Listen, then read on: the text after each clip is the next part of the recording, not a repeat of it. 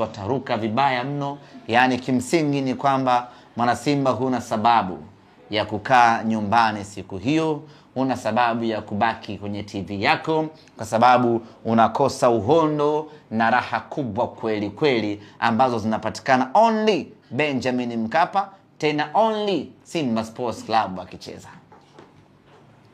Ndio boss. Yes, mara ya mwisho muda unazungumzia kikosi, hali ya kikosi, ulisema huna taarifa kwa daktari kuhusu Musa Kamara. Vipi hali yake kwa sasa? Musa Kamara amefanywa vipimo hii leo na tunasubiri majibu kutoka kwa madaktari ili yatuelekeze anatakiwa kufanywa vipimo vya aina gani. Kwa tunasubiri majibu na baada hapo tutawaambia anahitaji matibabu ya aina gani, kama ni upasuaji, kama ni vidonge, kama ni kuchua, kama ni nini, tutawajulisha na baada hapo atarejea katika majukumu yake. Meridhika? Bombo zote kumbe na maswali yenyewe hamna. Swali hapo ile itakuwa ndefu sana. Si unakata. Maana ishakufa. Azam TV anafanya ikiwa fupi. Azam TV aondoke, anaita kubaki na maswali. Tajiri lazima yende na nitafuatilia. Kuna ambao anasema kwamba ameishia kuwekwa tu pale, lakini kuchukua hiyo tuzo msaada. Kama kuwekwa kwenye orodha ya wachezaji 10 ni rahisi, basi na wachezaji wa vilabu vingine wangewekwa vile vile. Ukimwona mchezaji amewekwa kwenye orodha ya wachezaji 10 bora Afrika, huyo tayari ni mshindi. Kwa Shomari Kapombe tayari ni mshindi baada ya kuwekwa kwenye ile orodha tu.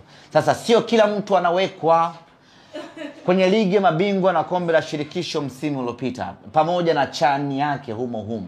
Wachezaji wangapi wameshiriki? Ni wachezaji wengi wameshiriki. Kwa nini amewekwa Shomari Kapombe peke yake kutoka Tanzania na Afrika Mashariki? Kwa sababu ya ubora aliyokuwa nao. Kwa sisi Simba Sports Club tunajivunia pakubwa mno Shomari Kapombe kukaa kwenye ile orodha, na hatuishi kujivunia tu, tunamhesabia kuwa ni mshindi wa tuzo ile kwa kufanikiwa kukaa pale, kwa sababu sio rahisi hata kidogo. Ingekuwa rahisi na wachezaji wa timu nyingine wangekuwepo, ungeona pale wachezaji wa timu nyingine na wenyewe wapo, lakini unamuona Shomari Kapombe peke yake kutoka Tanzania. Kwa lugha nyepesi, Shomari Kapombe ndiyo mchezaji bora wa Tanzania. Tunapozungumza, Shomari Kapombe ndiyo mchezaji bora wa Tanzania tunapozungumza hapa, kwa sababu ameteuliwa na CAF, anawania tuzo ya mchezaji bora wa CAF, na Tanzania ni mwanachama wa CAF. Automatic Shomari Kapombe ni mchezaji bora wa Tanzania, na sio tu mchezaji bora wa Tanzania, ni mchezaji bora wa ukanda wa Afrika Mashariki na Kati hadi kusini mwa jangwa la Sahara kuelekea mpaka kwenye ghuba ya Uajemi. Shomari Salum Kapombe hakuna wa kumfikia. Sio rahisi kila mtu akaweza kukaa pale. Ingekuwa ni rahisi mno, ingekuwa ni rahisi sana, wangekaa pale. Sijui umenielewa Kwa sisi tunajivunia Shomari Kapombe, tunamfurahia Shomari Kapombe, na tumeshamtangaza sisi. Sisi ni wale watu ambao huwa hatusubiri mwisho ufike. Sisi tumeshamtangaza Shomari Kapombe ndio mshindi katika kile kinyang'anyiro, na tunamwambia kila laheri azidi kuperform na kufanya vizuri ndani ya Simba Sports.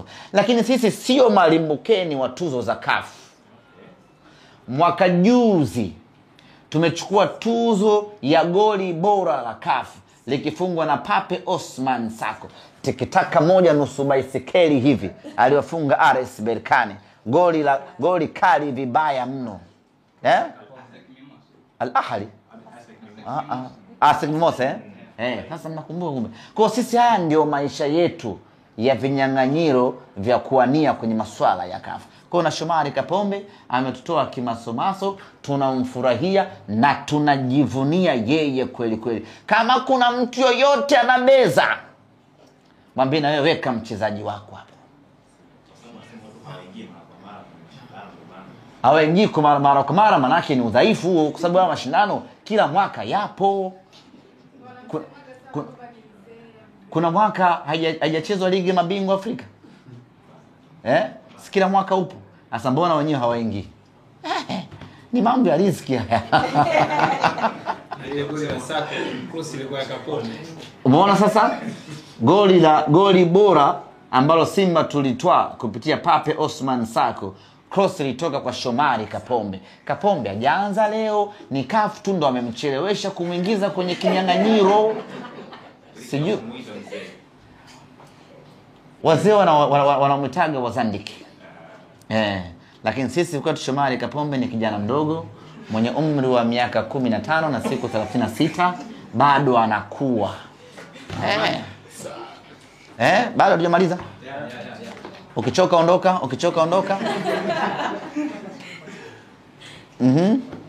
Kibu Denis Prosper ambaye tumekuwa tukimuona akifanya makubwa kwenye mechi tu za kimataifa, lakini kwenye ligi hatupati ile ladha kama tunayoipata kwenye mechi za kimataifa. Ina maana gani?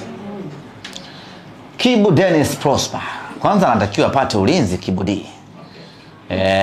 Maana mambo aliyofanya kule Eswatini ni mambo ya hatari sana. Kibu ni mchezaji mkubwa, na mchezaji mkubwa utamwona kwenye a very big moment. Lakini mchezaji yoyote huwa anapanda shuka. Kwa hiyo kuna wakati mambo yanakuwa hayamwendei sawa sawa kama ilivyo kwa binadamu mwingine yoyote, anajikuta na struggle, na bahati mbaya zaidi hiyo struggling yake huwa inamkuta kwenye michuano ya ndani. Lakini baada ya kufunga yale magoli pale Eswatini, confidence na morali ya Kibu imeamka sana. Mimi nategemea baada ya kutoka pale tutamshuhudia Kibu mpya kuanzia hivi sasa, na tarehe 26 utashuhudia. Utamuona Kibu mpya kabisa. Utamuona Kibu ambaye hujawahi kumuona. Utamuona Kibu mwenye ubora wa hali ya juu sana, kwa sababu kinachomsumbua, unajua changamoto ya Kibu ni mtu ambaye anapenda kufanya vizuri. Kwa hiyo ikitokea hajafanya vizuri huwa inamsumbua kidogo psychologically.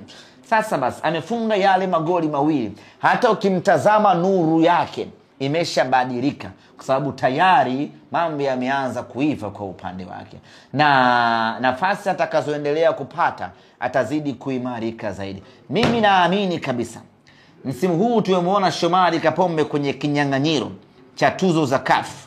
Msimu ujao usishangae kumuona Kibu Denis gari yake imeshawaka. Tegemea performance kuendelea. Absolutely.